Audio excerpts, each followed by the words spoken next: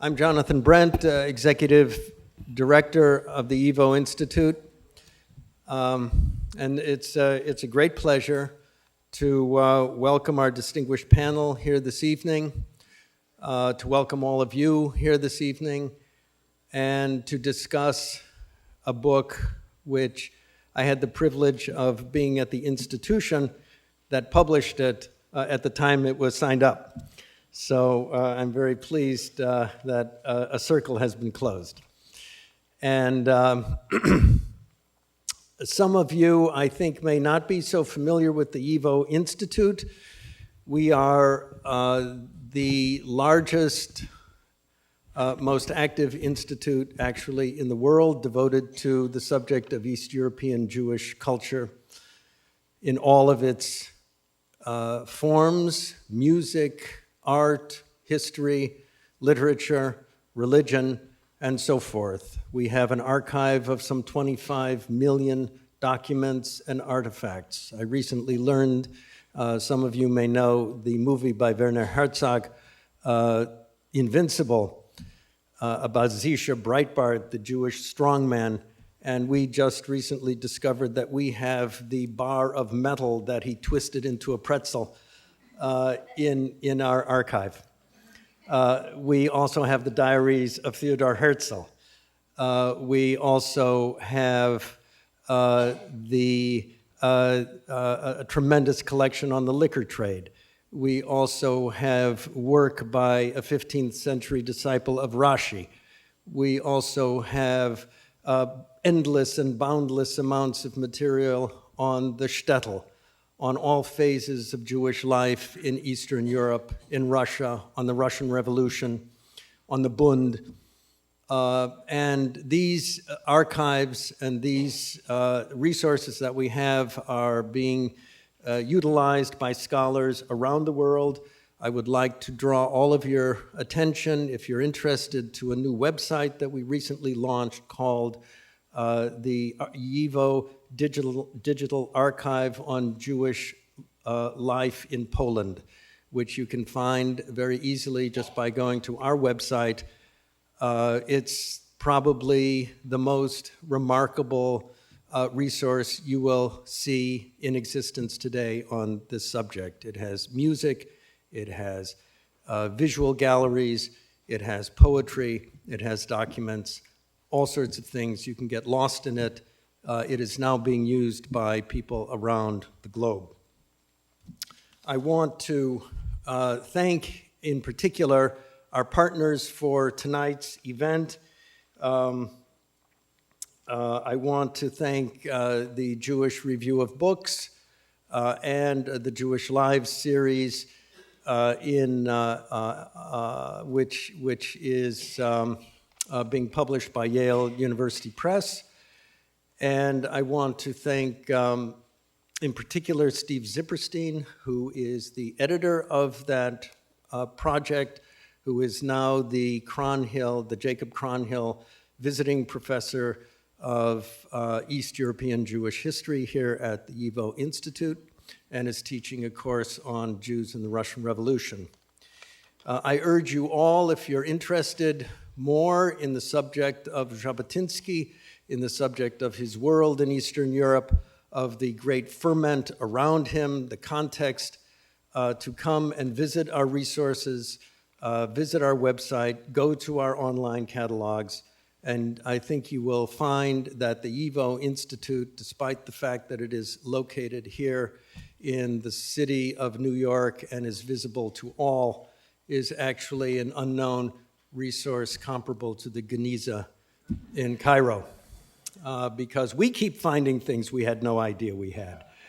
And I'm sure that you will as well. I want to mention one more thing before I go, which is that in October of this year, October 22nd, we are going to be sponsoring with the Museum of the City of New York a major installation of our home movies that have been very imaginatively redesigned and reformed by the great video artist, great Hungarian video artist, Peter Forgas. This installation was first exhibited at the new Jewish Museum in Warsaw.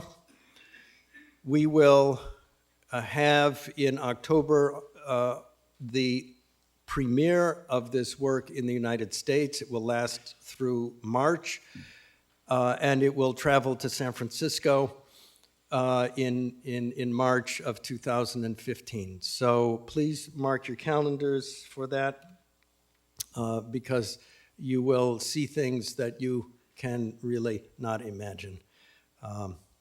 So without saying more, I will welcome Abraham Socher to the podium to introduce tonight's panel.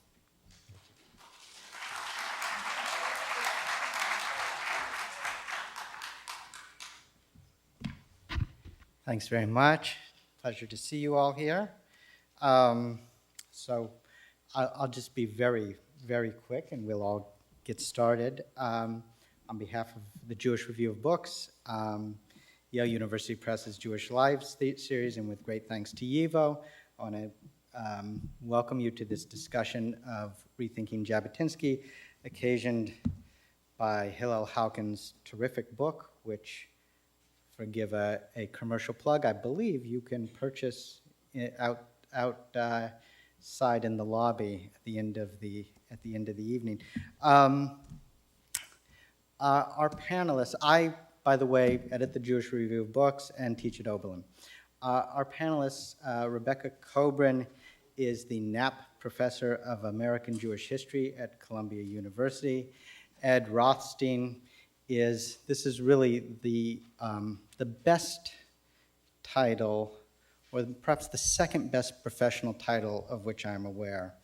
Edward Rothstein is the cultural critic at large of the New York Times.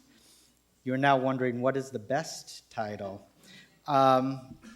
George Steiner is or was Extraordinary Fellow at Churchill College, Cambridge, which could only be made better if he was Extraordinary Fellow and all-around good guy, but that wouldn't really fit George Steiner. So without further ado, I want to invite Hillel and our panelists up, and we'll begin the conversation.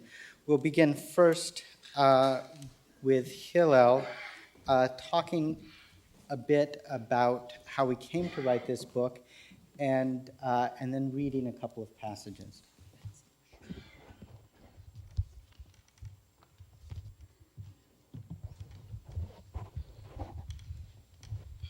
So, Hillel, how did you come to write this book?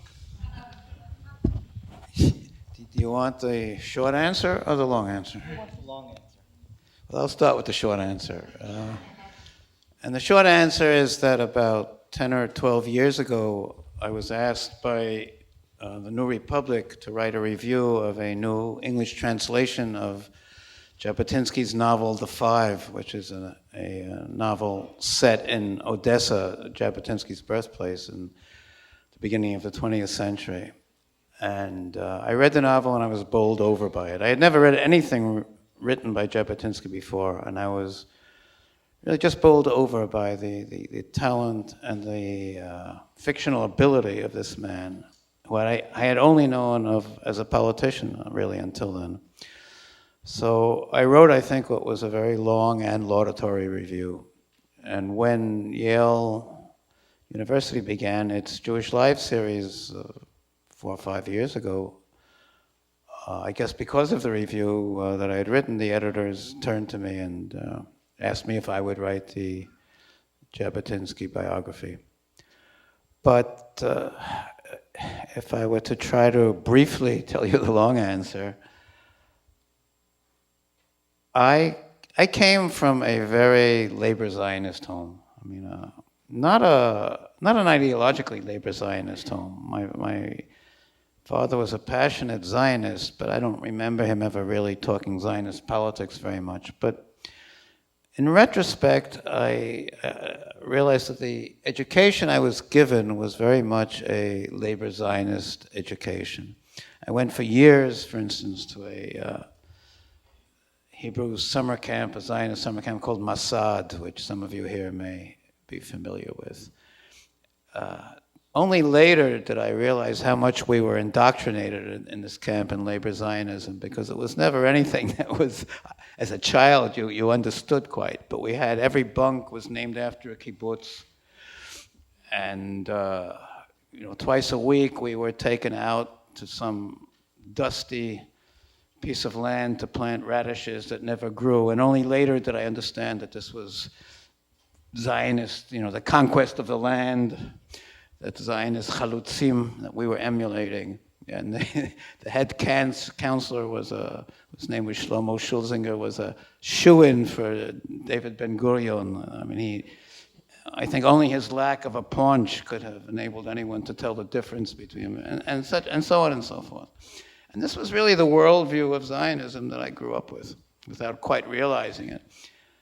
When we moved to Israel, my wife and I, in 1970, we bought land in a little farming town, what was then a little farming town called Zichron Yaakov, south of Haifa, which was settled by the first pre-labor Zionist pioneers, the pioneers of 1882, what's called the first Aliyah in Israel. Labor Zionist pioneering only begins really in 1905 with the so-called second Aliyah. And I became friendly with many of the old-timers, many of the old farmers who are still alive in the town at the time. And even wrote a book partly based on my acquaintance with them. And there I was exposed to a very, very different narrative of Zionist history, because the old farming settlements, the private farming settlements, hated the labor Zionists with a passion. I'll never forget how once I mentioned the name Ben-Gurion to a local farmer, a man who was probably then about 80 years old, and he said, "Ben-Gurion? The lazy bum. Do you know that he was here in 1906 working in Zichron? And all he did was stand with the hoe he was given to dig irrigation holes with and lean on it and lecture and give speeches to the other workers? No wonder he became prime minister. He was too lazy to work." But being exposed over the years to this other world, I think was for me the beginning of an entire reevaluation in the way of my thinking about Zionism, because I realized there was more than one story, more than one Zionist story and more than one Zionist narrative. I mean, today we hear about Zionist narratives and Palestinian narratives, but there was more than one Zionist narrative. And Jabotinsky is a key part of this other alternate Zionist narrative, which I was never exposed to as a child. So that I think when I came across his book and his novel, and later when I was asked to write this book, I was very ready to explore the man and very curious to explore the man. And that's the long answer. Well then, perhaps now it's time to introduce the man himself, Jabotinsky. Okay, you had asked me to read really two passages. Yeah, what I thought is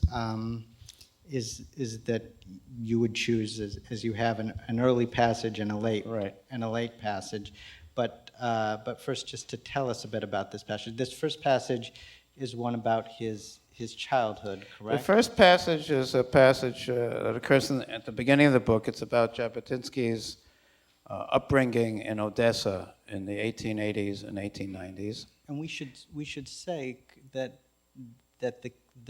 what's the standard picture of his Well, upbringing? Jabotinsky was by many of his own Zionist, Eastern European Zionist contemporaries, and is today by many contemporary Jewish historians considered to have come from what's called an assimilated Jewish background. And there's a version of Jabotinsky that he came from a very assimilated Jewish home.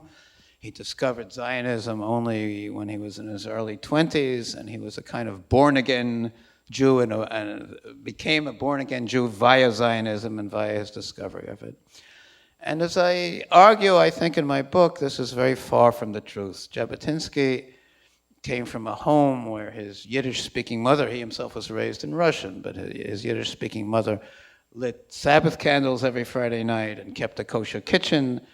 And Jabotinsky, although he never had much to do with synagogues or Jewish ritual and never cared for it very much, was far from coming from an assimilated home. He was assimilated only, and this is what I try to say in the passage I'm about to read.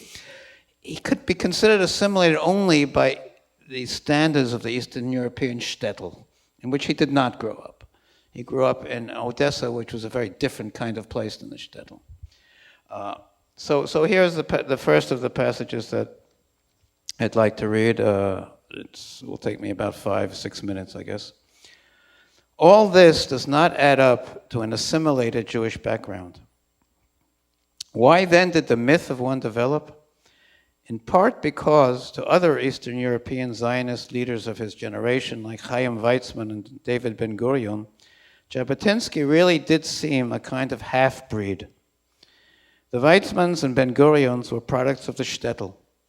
They were raised in Yiddish, were given their first education in the Cheder, the religiously Orthodox Jewish schoolhouse in which secular subjects were rarely taught, socialized as boys exclusively with other Jewish youngsters, and learned the languages of the generally anti-Semitic Poles, Lithuanians, Ukrainians, and Belarusians, among whom they lived, only later.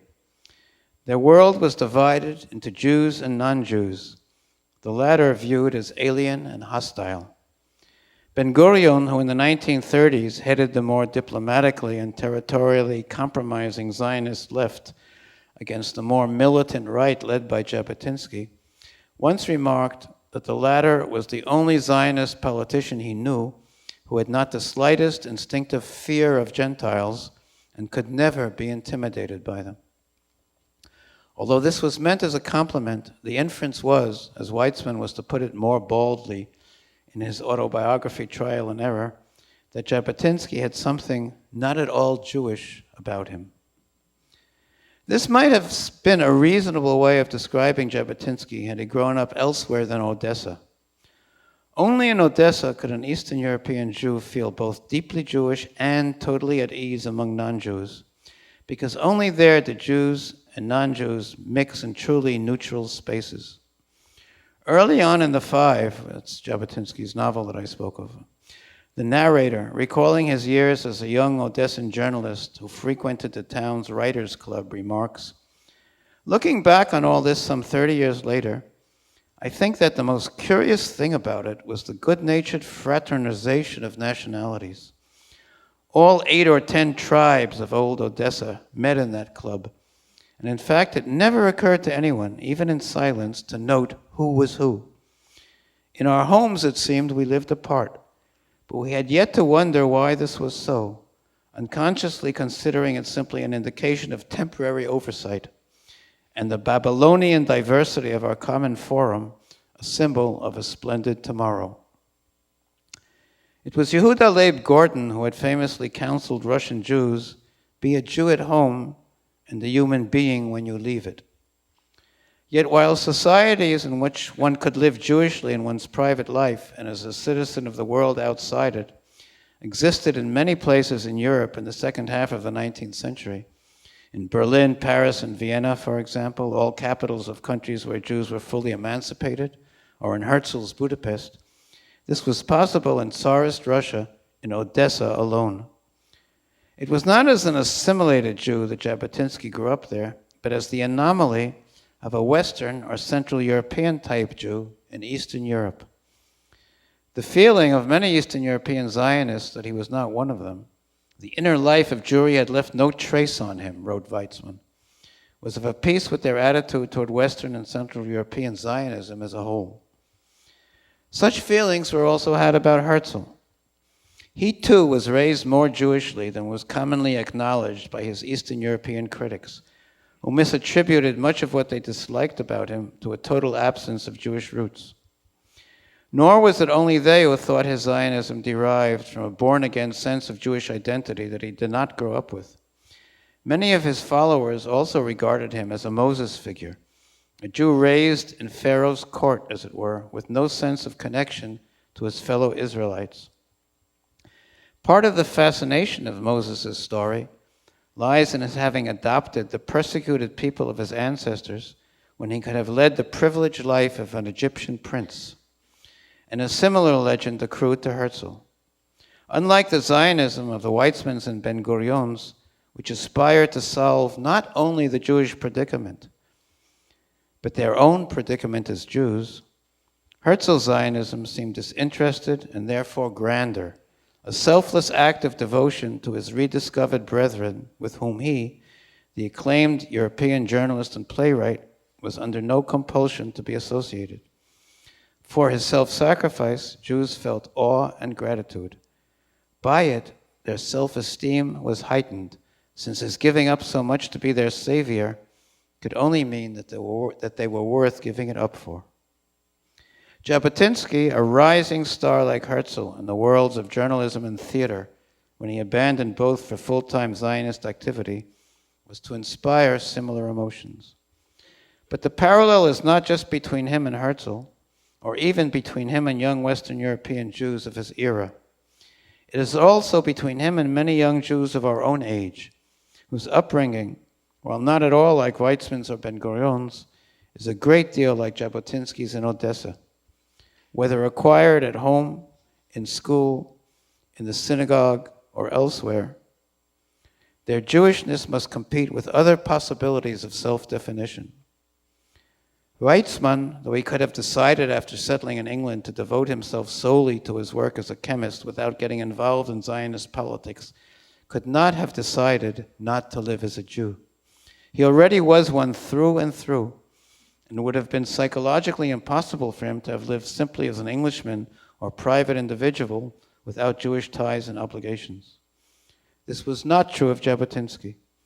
Odessa had instilled in him, alongside his Jewish identity, a potentially non-Jewish one as well. In one of his early Zionist essays, he recalled walking there with two Jewish companions and seeing a Jew with the long earlocks and kaftan of the shtetl approach them. Although the man felt clearly nervous to be so conspicuously Jewish in a Russian crowd, he was also, Jabotinsky reflected, more sure of himself than they were, because they had from, quote, childhood on grown up with the knowledge that we were Jewish but didn't have to be. And now the passage, I'll go to the other end of my book, which is not a long one.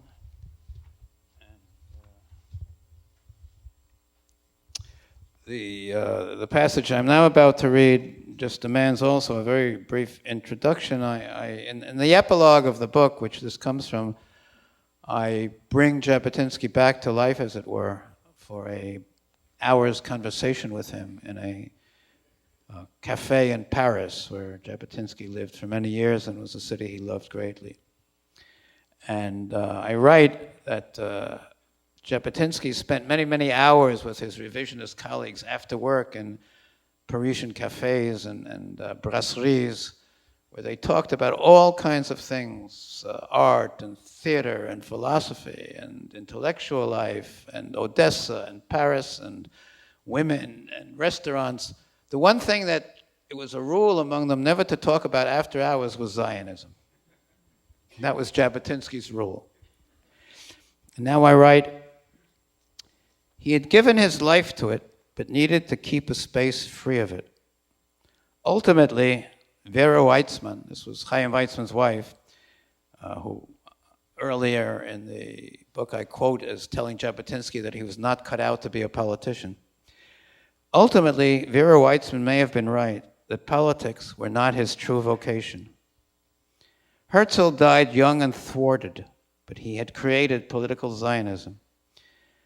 Weizmann ended as an irrelevance, the figurehead first president of a Jewish state he had never wanted to fight for. Yet he was instrumental in keeping Zionism alive in the years after Herzl's death, and in obtaining the Balfour Declaration, without which it could have gone no further. Ben-Gurion, more than anyone, could claim credit for the establishment of Israel, at whose helm he imposingly stood in its first years. His rupture in old age with the Mapai leadership he had fallen out with was but a melancholy postscript to a triumphant career. Jabotinsky, apart from his partial success with the Jewish Legion, which did not substantially change Zionism's course, was a political failure, the perennial leader of the Zionist opposition. More prescient about most things than the men he opposed, He never had their power to influence events. He was one of the first to anticipate that England would win World War I and drive the Turks from Palestine, and that Zionism's future lay with it. He foresaw ahead of others that British governments would betray the Balfour Declaration unless sufficient pressure was exerted on them not to.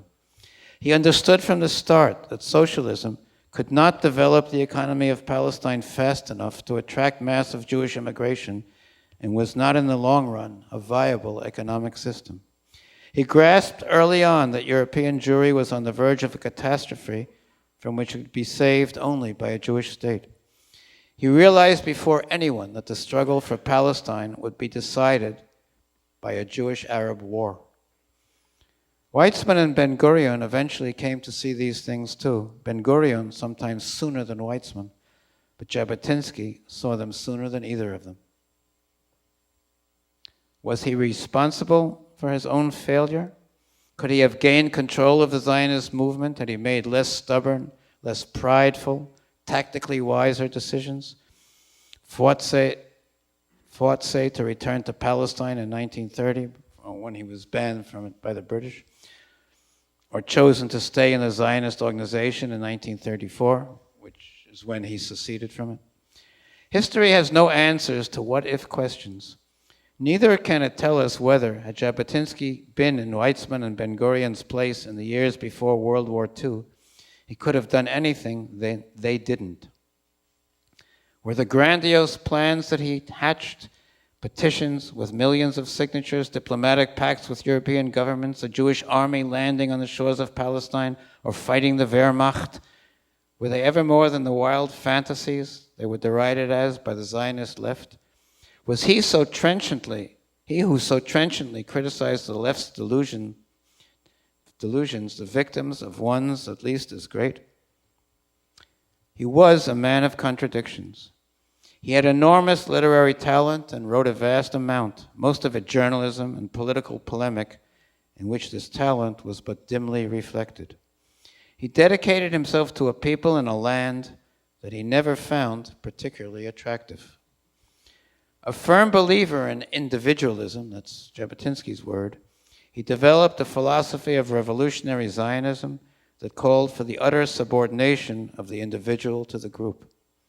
He abhorred fascism, yet founded a political party and a youth movement that were repeatedly accused of it. In his personal relations with others, he scrupulously treated them as equals. As a political leader, he allowed a personality cult to form around him. The author of a novel that condemned the loss of the concept of the forbidden, he sanctioned the spilling of innocent blood. If there was a common denominator in all this, it was of someone who became what he did by acting against his deeper instincts, or rather, whose deepest instinct was to overrule all his other instincts in the name of a single willed goal. This self-denial had a brio that made it seem like self-assertion. It was self-assertion. Perhaps here lies the resolution of the paradox of freedom and duty that had already occupied him as a young man in Odessa.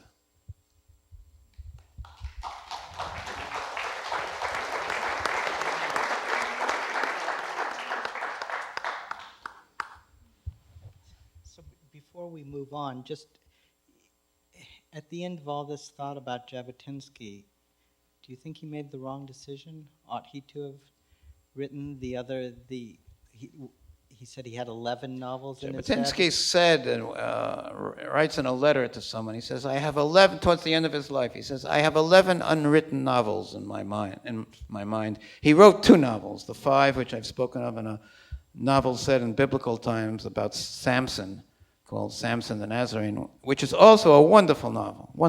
And for which he has screen credit. Right. It was bought by Paramount Pictures in 1938 for $666, which Jabotinsky immediately passed on to the revisionist party to cover its debts, even though he himself was heavily in debt at the time. And it then was produced as a movie in 1949, starring Victor Mature and Hedy Lamarr. It grossed $11 million at the box office, and Jabotinsky is listed in the credits. You know, you asked me a tough question, Abe. Literature, I think, did lose a great deal by Jabotinsky's decision not to devote himself to it full time. Jabotinsky lost a great deal. On the contrary, even if I've called him a political failure, the Jewish people gained a great deal. If I just may go on for a second, in Jabotinsky's novel, The Five, which is about 5 brothers and sisters growing up in Odessa in the early 20th century, the main figure is a wonderful young woman named Marussia, who the narrator is clearly in love with, although it never matures into an actual love affair. Marussia eventually marries and comes to a tragic death when she dies in a fire. It takes place when she's warming milk for her little son on a stove and her nightgown catches fire. And instead of stripping off the nightgown to save herself, which anyone else would have done, the first thing she does is she takes a broom and she pushes her little son out of the kitchen and locks the door to make sure that her son doesn't try to come and save her or hug her and catch fire himself. That's her first thought. Her second thought is to take the key and throw it out the window. And only then does she try to strip off her burning nightgown. It's already too late and she dies. And the narrator can't at first understand why she throws the key out the window, but then a friend of his explained this to me. He says, had she kept the key, she might at the last minute rush to the door. She thought she might have rushed to the door and opened it again to try to escape, and her son might still have been endangered. So she throws the key out the window to make sure there's no possibility of her fleeing the locked kitchen. And she thus saves her son and burns to death. Now, when I wrote the New Republican Review in 2004, 2005, I wrote without really understanding exactly what I was saying, that I thought Marussia was in some ways a projection, a fictional projection of Jabotinsky himself. And that when he wrote of her character and her death, he was in some ways talking of his own life and fate. This was only rather astonishingly confirmed for me in the course of writing this book about Jabotinsky, when I came across a memoir of him, about him, that as far as I know, no one else has ever noticed. There was an actress, a Tel Aviv actress named Miriam Cohen Bernstein, who knew Jabotinsky, and who wrote a short memoir of him after his death. And in that memoir, she writes, without referring to this novel, and I'm not even sure she knew about it, she writes, Jabotinsky once told me that he had in his soul 2 keys to 2 different gates. One was the key to literature, and one was the key to the Jewish people. And he knew that if he didn't throw away the key to the literature, he would never be able to devote his life to the Jewish people. So he took the key to literature, and he threw it as far away from him as he could, into the deepest water. Well, that speaks for itself in terms of the ending of the novel. And of course, Marussia was, in many ways, a fictional projection of Jabotinsky.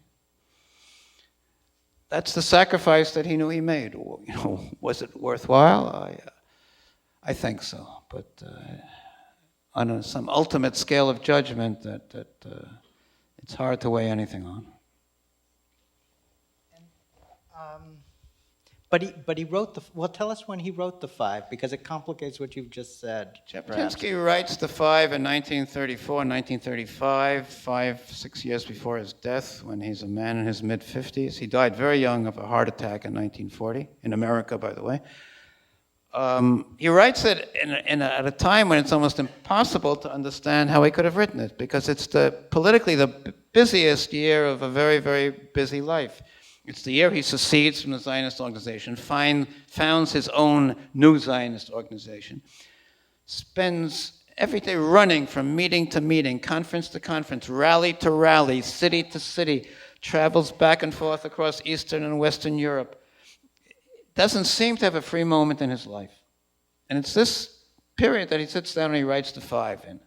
How he did it, I don't know. I can only imagine that he stole minutes here and he stole them there, on train rides and waiting stations, before speeches, after speeches, waiting to be picked up to be taken for an appearance.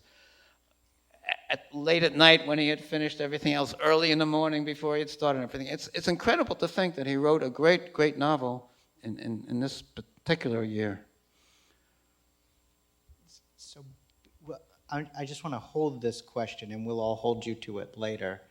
But I think you haven't told us yet. He was prescient. He saw things coming before others. But I think you haven't yet told us. Thank you. I think you haven't yet told us what his contribution to political thought or the Zionist movement is. You don't have to answer now. You can think about it while Ed and Rebecca talk. Well, I feel a little bit superfluous because actually I'm content to keep listening. The book is so successful because you really do get a very nuanced view of this man and of the complexities of his personality, his ideas. And when I was thinking about today and talking, one of the things that, in a way, the book is so commonsensical and made me feel that I came to know Jabotinsky so much more than I had in the past, that I had to remind myself that Jabotinsky was actually vilified by labor Zionists over the course of decades, and actually not just labor Zionists. I mean, it's sort of taken as sort of axiomatic that there were sort of two branches of Zionism, and the good guys won, in a sense. Well, let's say I'm glad the good guys won in the sense that Israel came to be, but that in a sense, Jabotinsky was shed as a sort of unnecessary and distracting figure who, had he been more forceful or more effective at what he was doing, we would regret it all today. And this point of view actually was really dominant, I think, also through my childhood and through reading that I'd even done since. And I thought one of the things that's so unusual about Jabotinsky when you compare him to some of the other figures in Zionism, not just the founding generation, but also the next generation of Sabras, is that there really was a utopian vision in the labor Zionist strand of Zionism and in its various ramifications over the following decades that really was sort of alien to Jabotinsky, that Jabotinsky was not involved in thinking about the new Jew, the new world, the new land, and some sort of transformation that would take place that would fundamentally alter how human beings interacted or how they were Jews. That for Jabotinsky, this was simply, well, I shouldn't say nothing was simply, but this was just something that had to be, and it was necessary. And it didn't matter what, and I think you actually have, you cite him saying at one point, you know, I don't care if it's a socialist state or what the ideology is of the organization behind the society. That's not my interest. My interest is that there's the need now for a Jewish state, and this is what must be done. So anyway, in thinking about this, I thought, well, what could I bring up that would give some sense of the real contrast to Jabotinsky, because things have changed since then. And I returned to some writings of the 1980s, which is really the decade. I remember Begin came to power in 1977, and it was really this sort of triumph of revisionist Zionism, or the first chance of revisionist Zionism to make a statement. And then soon after that came the Lebanese war in Israel, which led to years of sort of disenchantment, anger, and confusion. But in the midst of the 1980s, when this was happening, this sort of like dramatic, historic turnaround that then became messy, you had people like Amos Oz, Miron Benveniste, all essentially second generation, a generation away from the founders, writing about how Israel had lost its soul or lost its direction, and sometimes explicitly seeming to invoke Jabotinsky, sometimes simply talking about the state as if it had somehow been taken over by alien forces that they had no connection with. And I was really kind of startled in going back to some of this stuff at the level of comment that was being, if I can find it here. We originally had a slightly different format. During the Lebanese War, Amos Oz in the New York Times said that once Israel could have become an exemplary state, a small-scale laboratory for democratic socialism. And then he said came Holocaust refugees, anti-socialist Zionists, chauvinistic, militaristic, and xenophobic North African immigrants, groups who cherished bourgeois coziness and respectability, and that by 1977, when Begin was elected, Israel had become a small militant nation state, armed to the teeth and committed to medieval religious fundamentalism. That was right. That was during the Vietnam War, in the pages of the New York Times Magazine, in a piece by Amos Oz. A few years later, Miron Benveniste, in writing his memoirs, complained that the pioneering values and social justice of old are being displaced by middle-class hedonistic culture, rampant chauvinism, ethnic and national discrimination, clerical influence, political malaise, economic and social instability. And he remembered that there was a time when we were, meaning Israelis, were to become the new Jews, capitalizes NNJ, and that part of this was this passion that they had for the secular ideology of socialism, but also a devotion to the land, which was known in Hebrew as a sort of devotion to moledet. This involved sort of ardent hikes through the wilderness, this is actually interesting because if you trace this idea of the cult of moledet that Benveniste talks about as being sort of crucial to the Chalutzim and the following generation. In a way, if you go to the Israel Museum now and you look at how the Israel Museum recounts the history over the last 2-3 millenniums, what you find is that the Israel Museum as a national museum is very strange because it doesn't concentrate on the birth of the nation or try to inspire some sort of national sense. Its devotion is to the land, and almost every single label talks about the land as opposed to the place or the people. So this idea of moledet and the devotion to it, Benveniste then complains, became replaced by essentially something like crude patriotism and narrow-mindedness. In his words, he said, "We were a caste, the sons and daughters of a revolutionary elite, strong and in love with ourselves."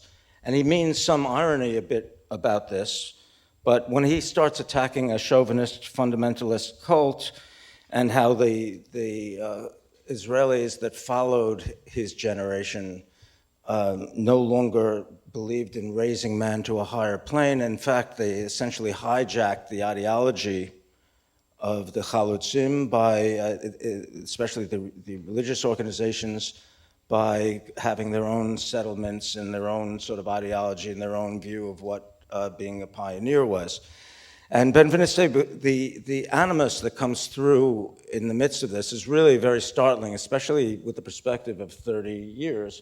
Well, a lot of that is because entire intellectual climate, the dominant intellectual climate of Israel for about 30 years was really involved in opposition, creating an opposition to, I wouldn't say Jabotinsky himself, but it was tied to this idea of the messianic view of transformation, human transformation, that somehow could justify the entire Zionist project. That is, the Zionist project would save the Jews by transcending Jews, essentially eliminate the particular by embracing a universalist sort of dream. And that one of the things that's so interesting about turning to Jabotinsky now is that there really is this sort of, even when one disagrees with him or finds him inconsistent, this sort of blast of reality, a sort of like somebody saying, stop the dreaming, there is we were talking a little bit just before this session, and I'll stop. I was reading an essay by Netanyahu's father, historian Ben Zion. He ends this discussion of early Zionist leaders by quoting Jabotinsky's talk on Tisha B'Av in 1938 in Warsaw to Polish Jews. And it's really it's such an incredible thing. I'll just read like three or four lines of it, just to give you the contrast between this and the sentiment of utopian dream that sort of characterized what I was saying right before. So this is Jabotinsky in 1938. It is for 3 years that I have been calling on you, Jews of Poland, the glory of world Jewry, with an appeal. I have been ceaselessly warning you that the catastrophe is coming closer. My hair has turned white and I have aged in these years because my heart is bleeding for you, dear brothers and sisters. You do not see the volcano that will soon begin to spurt out the fire of destruction. But I see a terrifying sight. The time is short in which one can still be saved. I know you do not see because you are bothered and rushing about with everyday worries. But listen to my remarks at the 12th hour, for God's sake. It's really startling. Hillel, do you want to say anything in response before we turn to Rebecca? I think that Ed Rothstein spoke very eloquently and truly now about Jabotinsky. The only issue on which I might partly disagree with him is that you're entirely right, Ed. Jabotinsky was an anti-utopian, and in general thought that Marxist thinking and utopian thinking was delusional and harmful ultimately. But in his own sense of the Jewish future, and particularly in the youth movement, Beitar, that he created, he too was thinking of a new kind of Jew. It's not entirely true to say that he wasn't. Jabotinsky had an appreciation of the Jewish middle class and the Jewish commercial class and Jewish bourgeois life that the Zionist left didn't. But his whole concept of what he called famously hadar, which was the key word in Beitar and his youth movement, and hadar can be translated as dignity or majesty or pride of bearing. Jabotinsky wanted to create not a new social system. He was not for transforming society, but he wanted to create a new, prouder, more dignified Jew, a Jew who in a way was the very antithesis of the labor Zionist Chalutz, who Jabotinsky, for all his admiration for the energy and devotion of the Chalutzim, thought that there was somehow shabby and indifferent to aesthetic values and indifferent to appearances and unaware of the importance of ceremony and ritual and all of those kind of conducts that refine and elevate human life. And Jabotinsky very much wanted to introduce into Jewish life that kind of refinement and elegance, if you will, and culture that he felt was lacking in both in Eastern European Jewish life and in the Jewish life of the Palestinian Yishuv. So he too did have a vision of newness, but it was a newness that was, for Jabotinsky, I think, compatible with oldness. It was a newness that could be contained within the oldness, within traditional ways of life and traditional ways of economic and social life. He just wanted that traditional life to be higher, finer, more transcending in some ways.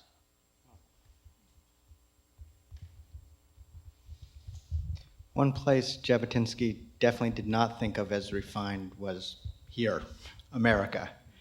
I think you have something to say about Jabotinsky in America, Rebecca. Thank you, and I just wanted to thank YIVO and the Jewish Review of Books and Steve Zipperstein, who's not here but is really behind this whole panel. And I would say one of the things that was remarkable, the reason I'm here is I read another biography by Hillel Halkin, his masterful biography of Yehuda Halevi.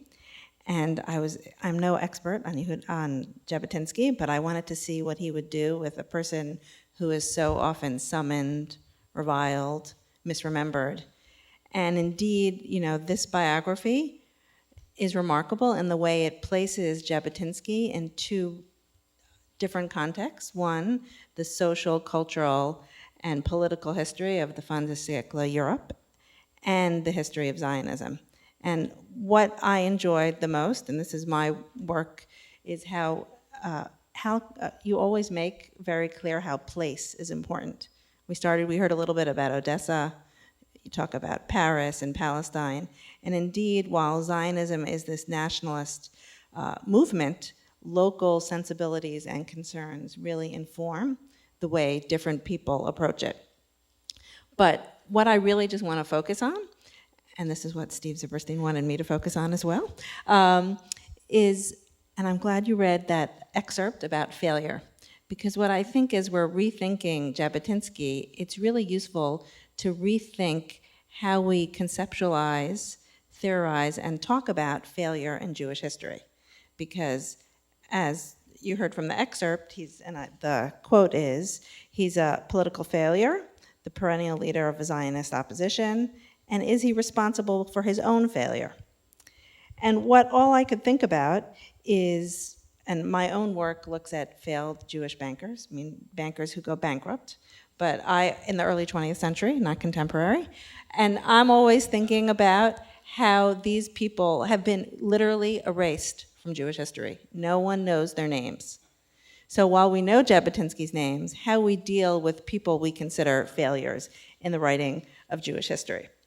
So it is true, to be sure, that he never won an election or he never became a leader in the Zionist Congress, nor did revisionist Zionists ever hold a majority in any of the elections. And by 1930, he's not allowed to live in Palestine anymore. By 1934, he's basically seceded from the Zionist movement, the movement that he sought to lead. But are we solely going to evaluate success through Zionist Congress electoral politics? Because it's against this backdrop that is very evocatively described in the book, that revisionist Zionists made major inroads in American Jewry, indeed winning over the community so much so that revisionist Zionist leaders become the leaders of American Zionism by 1948. So what the volume ends before, and the epilogue I love, with the conjuring up of Jabotinsky, which you left out. He weighs in on what should be how the current Arab-Israeli crisis should be solved.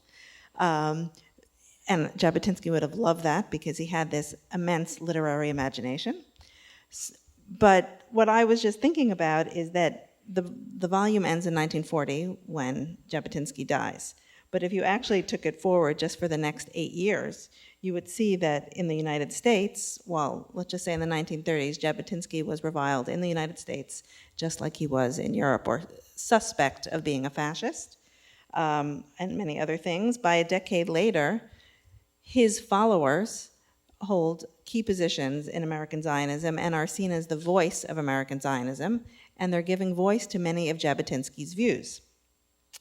Indeed, revisionist Zionists convince politicians, people in the entertainment industry, journalists, that members of the Irgun are reincarnations of American heroes, and we should think it's no coincidence that Paul Newman plays Ari Ben Canaan in Exodus because of the effort of revisionist Zionists just to convince Americans that what is taking place in Palestine and then Israel is really a re-rendering of the American story. Revisionist Zionists enlist people like Billy Rose, Jerry Lewis, Frank Sinatra, all to participate in theatrical pageants that are written by a man, Ben Hecht, that basically argue for the need for a Jewish army. And then there's, in addition, the whole Beitar movement and the camps. And we can't forget that the Beitar movement advocates for Jews to learn to be tough, fighting, in some ways a new Jews. But success and failure depends on which continent you're viewing Jabotinsky from. Because clearly from the Yishuv in the 1930s, which, as Anita Shapiro has shown, was avowedly anti-militaristic, from America, Jabotinsky is an extreme wild success. And in many ways, his ideology and the work of his revisionist Zionist followers, the Bergson boys are the most famous, are part of the reason that it is seen that not only American Jewry, but America is so behind the Zionist project in 1948. Indeed, revisionist Zionist followers are masters of public relations, and they play a key role in stimulating or enticing American Jewry to make donations once 1948 becomes a reality. And while we know that Jabotinsky would have liked them all to have gone to Israel and fight, no war can be won without arms. The revisionist Zionists were also involved in the smuggling of arms to Israel, or without funds. So I just want to end that as we're reimagining this place of Jabotinsky in modern Jewish history and Zionism, if we think about at which moments and in which ways, when we're thinking about Begin or back in 1948, did Jabotinsky and his revisionist Zionism play a central role in shaping the Zionist project, I think we want to just keep in mind where we're viewing it from, which continent, which ideology. I mean, the ideology that comes with the continent, because clearly from the vantage point of the United States, it would be a totally different story if Jabotinsky and his followers had not been here. So, thank you.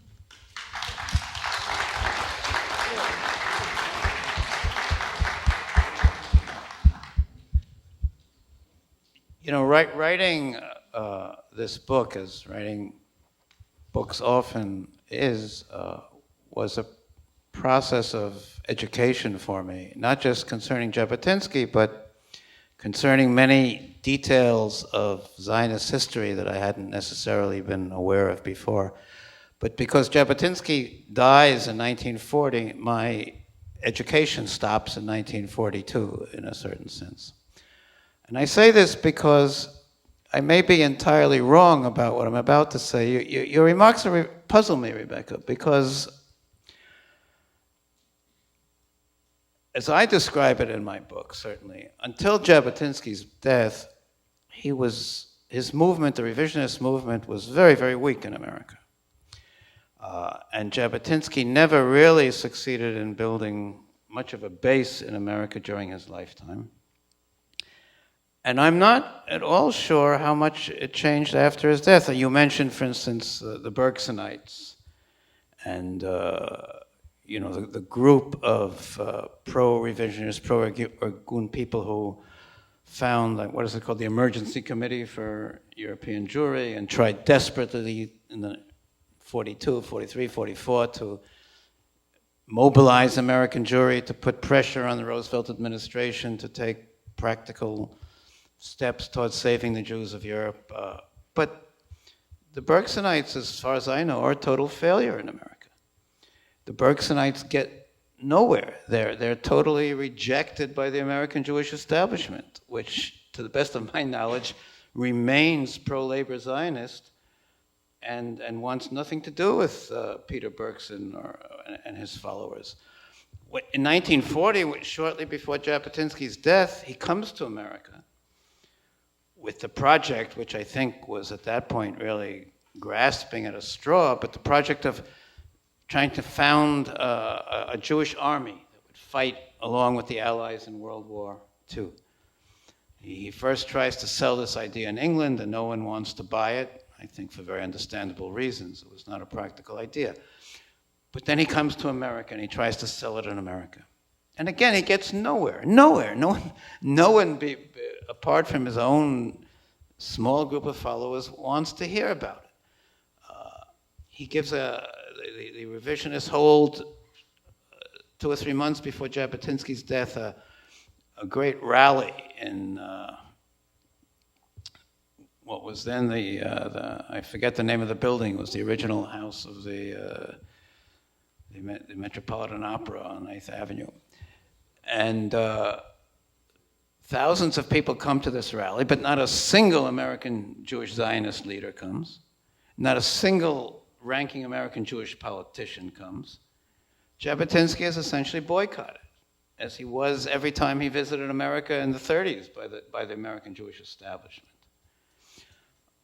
And I mean, I would be interested in knowing, because I mean, who in 1948 are the revisionists? I mean, there is Abba Hillel Silver, who was sympathetic to Jabotinsky, but I can't really think of other names beside him who become the leaders of American Zionism in 1948. So there's Abba Hillel Silver, but there's also the image of what the Zionist project is, which is projected to America, which is projected through a revisionist Zionist.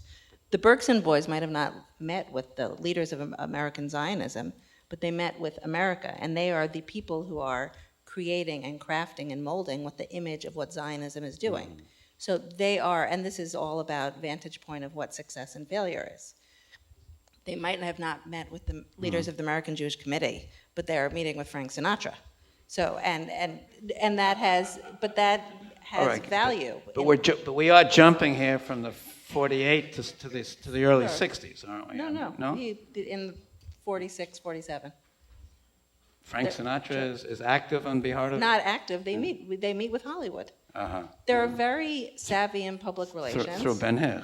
Yes. Yeah. So I just think that it's all, and that in many ways galvanizes America and American Jewry behind the Zionist project in a new way that might have not.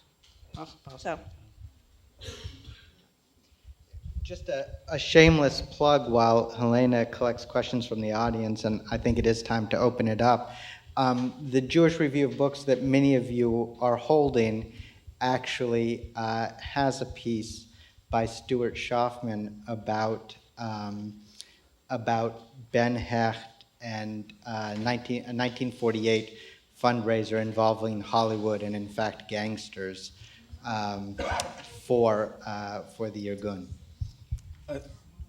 Can I just add one thing about this? Because one of the things that I thought, Ben Hecht, in a way, I'm just wondering if he was an exception or the rule, because what I end up thinking about it is, if I go back to look at books from the 1950s or pay attention to the 50s in the United States, the real appeal of Israel then, and it was a very strong appeal, was of the Chalutzim and the image of the sort of, I mean, the weavers sort of celebrated them, and Tzena Tzena or something like that. That this was really the dream of a new sort of socialist world was so dominant then, or at least it seemed that way to me. I don't know if things split or. I mean, Ben Hecht moves away from what he's doing, and it's taken over by other people. I'm not sure I understand your question. If he's exceptional, I mean, he's the only one, so yes, he is exceptional, doing it in that period. But I'm more interested in like his impact, because he promulgates an image. He's a public relations person who uses Hollywood to promulgate a vision of what Zionism is, but it is a revisionist Zionist vision. Okay, we're going to take a few questions from the audience. Hi, thank you. That was great. I just wanted to ask you, besides the fact that you wrote a lot better than, as I can hear from what you said, than The Lone Wolf, which I read maybe 20 years ago, what did that guy get wrong? I mean, he also talked about Odessa and a lot of British documents and so on. What did Katz get wrong? Yeah. Well, first of all, I think Shmuel Katz in many ways, did write a good book. It has its faults. It was, by the way, Katz's was not the first major biography of Jabotinsky. There was a much earlier and almost even longer biography than Katz's, or almost as long, written by Jabotinsky's colleague Joseph Shechtman, which also came out in English, called Jabotinsky, Rebel and Statesman, I believe. But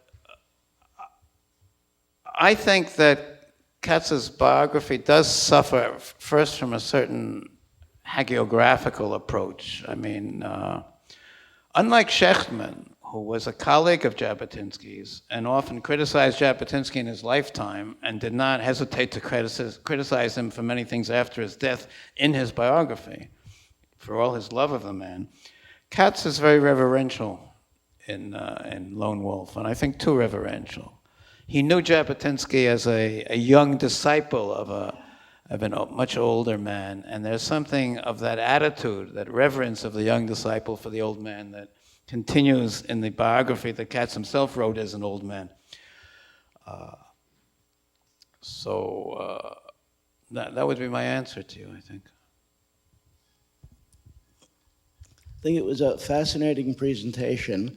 And I want to ask this, and of course I haven't read your book, which I will read, but I get the impression that you're, as many in the past have done, are branding Jabotinsky as a failure based on his accomplishments and the acceptance of his philosophy during his own lifetime.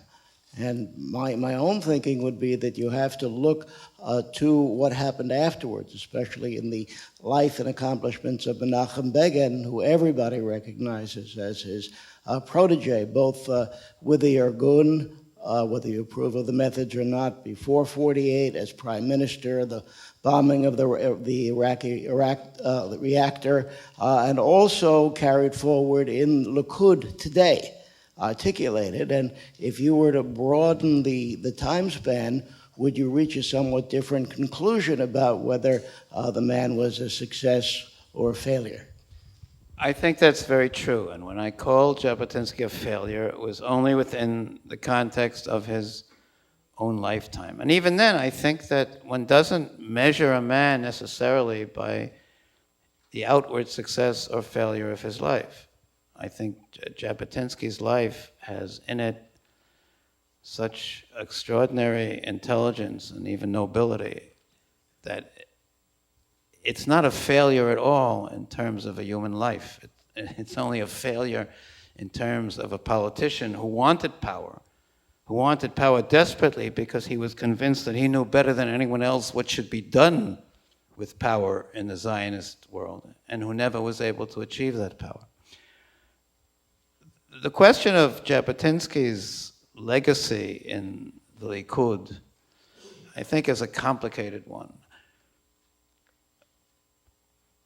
I myself, for a long time, really had my doubts about how true an heir of Jabotinsky, Menachem Begin, was in many ways. Today, I having thought about the question at some length and even spoken at it at a little conference yesterday, I think you're right. I think Begin was very much a true follower of Jabotinsky's. But the Likud that came after Begin in many ways was not and is not. And I think Jabotinsky would have been very satisfied with Begin, but would be in many ways very disappointed with the Likud in the post-Begin era. Jabotinsky was ultimately a great believer in parliamentary democracy, in liberal democracy, in human rights, strange as that may seem to some of you. Jabotinsky was adamant about Arabs having full democratic rights in any Jewish state in which they existed as a minority. And Jabotinsky was in many ways much more adamant about this than the Zionist left. You know, in 1936, for instance, when the Peel Commission, the British commission that first suggested partitioning Palestine, and suggested partitioning into a very small Jewish state and a much larger Arab state, the Peel Commission wanted to sweeten the pill for the Jews and for the Yishuv by suggesting that all the Arabs be transferred out, all of the Arabs who lived within the borders of what was to be a small Jewish state be transferred out of it to make more room for Jews. There was, on the part of the Zionist left, considerable interest in this idea. Jabotinsky was categorically against it. And Jabotinsky said, absolutely no. No Arab is going to be transferred from his home in a Jewish Palestine. And I think this part of Jabotinsky, which did continue, in my opinion, to motivate Menachem Begin and to be part of Menachem Begin's worldview, has largely disappeared entirely from the Likud subsequently. I think the last Jabotinskyan alive today in the Likud, but he's no longer politically active, is perhaps Moshe Arens, who was a Beitarnik himself, and was defense minister in Israel for many years, and who was a true Jabotinsky, and even writes occasionally today in a truly Jabotinskyan spirit. But apart from that, I think it's very hard to find Jabotinskians in the Likud today, even if there's a huge portrait of Jabotinsky behind the stage at every Likud convention.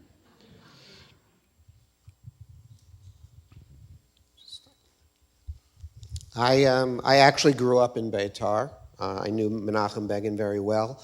And one of the things I wanted to say was Jabotinsky clearly wanted to create a new Jew, but he considered the Jews who were judging other Jews to be very elitist, and he was very much a Jew of the common man.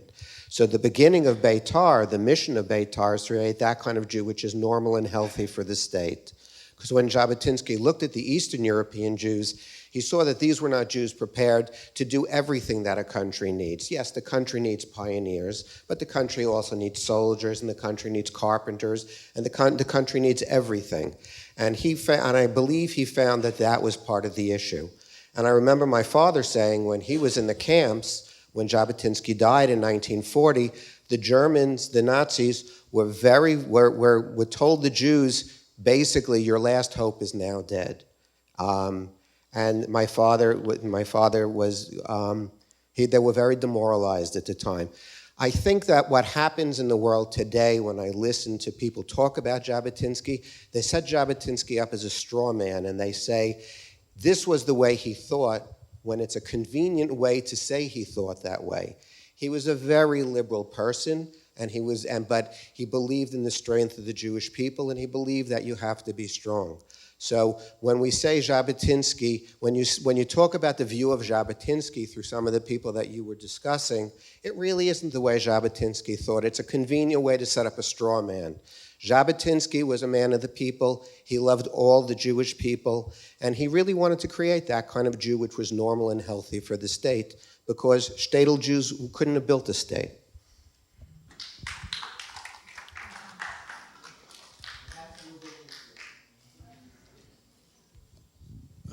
Daniel Gordis does a masterful job of tracing Jabotinsky's intellectual, the roots of the right in Israel, of Netanyahu, and of his predecessor Begin, his intellectual predecessor Begin, and on Netanyahu's father, and on Begin himself, and he references Jabotinsky's poem, The City of the Dead, and the tremendous effect it had on Begin.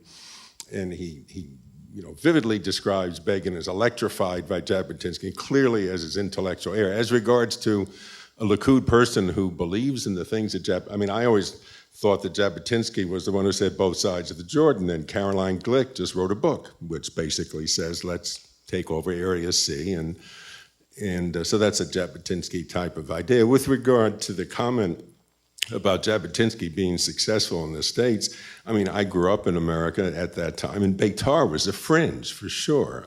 First of all, they love guns, and no Jews love guns. And almost all the Jews were Democrats, and Beitarniks were right-wing, and they were clearly a fringe minority in every way, rejected by the great number of American Jews who had nothing to do with them and had no interest, and totally rejected them because of their affinity, their political affinity towards labor Zionism. So I think he's a success in Bibi Netanyahu has been prime minister longer than anybody else in the state of Israel. He's clearly an heir to his intellectual legacy. Let's just not forget that Jabotinsky wanted to save 6 million European Jews, the 6 million European Jews who died. He didn't, and that is not a success. Jabotinsky had, as we've said tonight, and some of you have said, had a clearer premonition than any other Zionist leader of the doom that was awaiting European Jewry. He was consumed in his last years by trying to move Zionism and the idea of a Jewish state ahead as quickly as possible, because he thought that only such a state could save European Jews. And I think he was right. But he failed in that.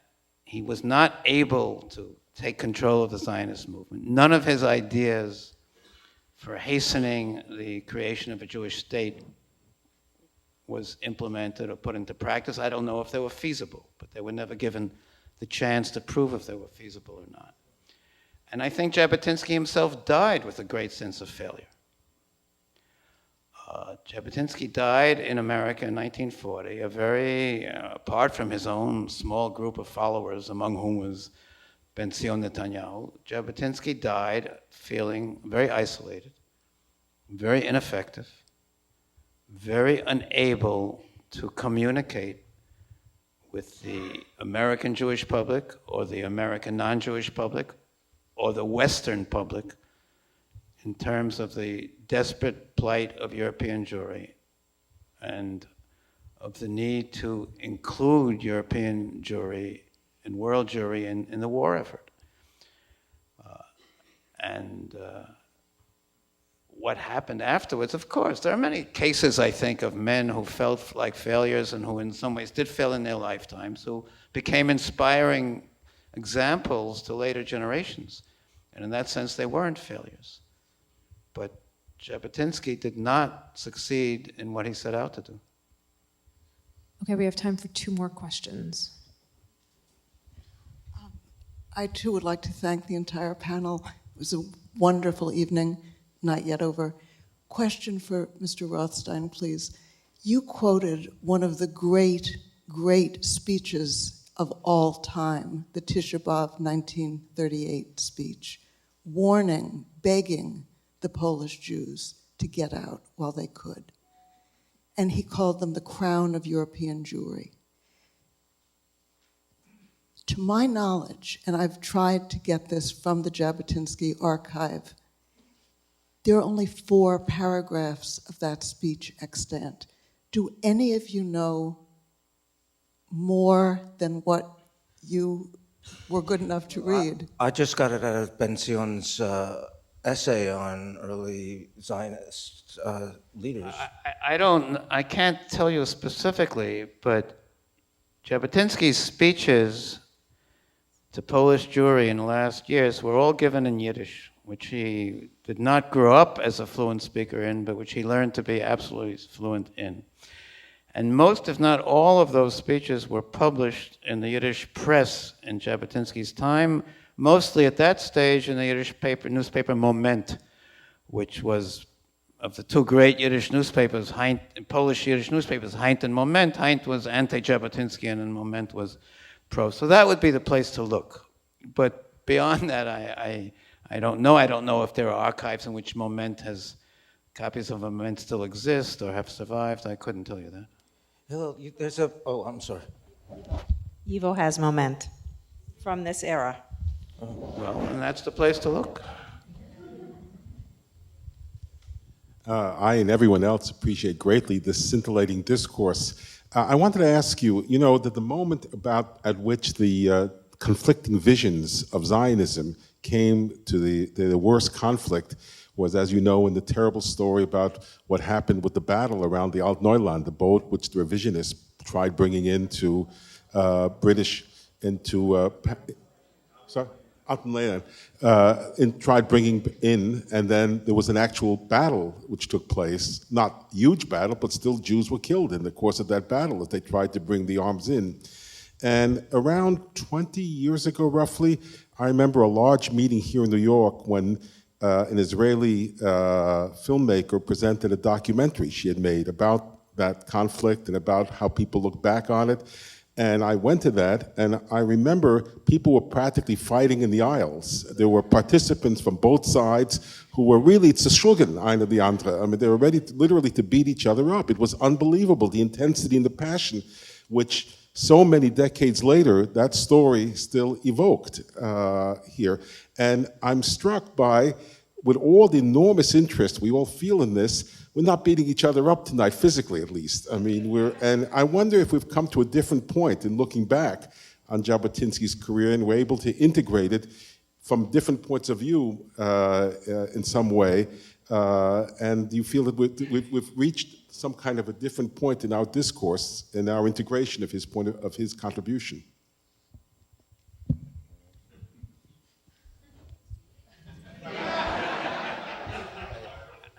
I hate to hog the conversation. Yes, I think what you say is absolutely true. I had that feeling in writing the book. I think the title given to tonight's session, Rethinking Jabotinsky, is about that too. Jabotinsky was for a very, very long time the victim of two stereotypes. One, the stereotype pinned on him by his enemies and detractors, and one, the stereotype pinned on him by his admirers and followers. I think both stereotypes, in a sense, flattened the man and turned a complexly three-dimensional figure into a two-dimensional one. I would add also that I think there is a third stereotype of Jabotinsky that in some ways has risen in opposition to the first two stereotypes, and it is also a stereotype, and that is the stereotype of Jabotinsky as a classical European liberal, which he also was not. He was more complex than that too. And I think, yes, today there is a readiness to rethink Jabotinsky and to see him in a different light than the stereotypical one that has been shown on him in the past. It's no accident, that about 2 years ago, Aleph Bet Yehoshua, the Israeli novelist, who has always been a man of the left, wrote a play, which I must say I didn't see, but wrote a play in 1935, and there are several pages about it in my book. Jabotinsky and Ben-Gurion, who had been bitter, bitter rivals, had a series of meetings in London, most of them in a London hotel room, in an attempt to settle their differences, which ultimately didn't succeed, although they came close to success. And Yehoshua, who's always been a man of the left, wrote a play about this Ben-Gurion-Jabotinsky confrontation in London in 1935, which is much more sympathetic in some ways to Jabotinsky than to Ben-Gurion. And it's not an accident, I think. 10 years earlier, that play could not have been written. There is a readiness today.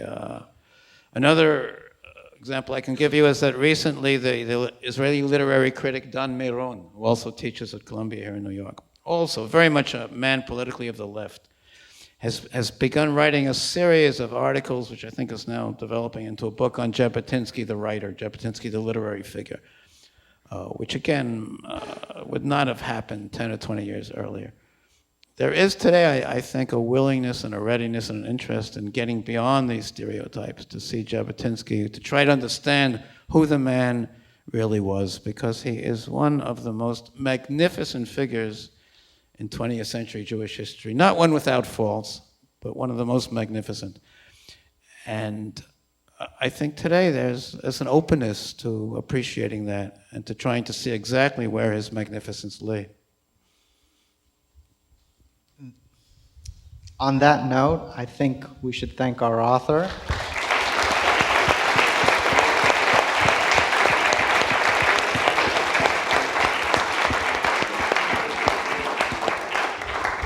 And our panelists.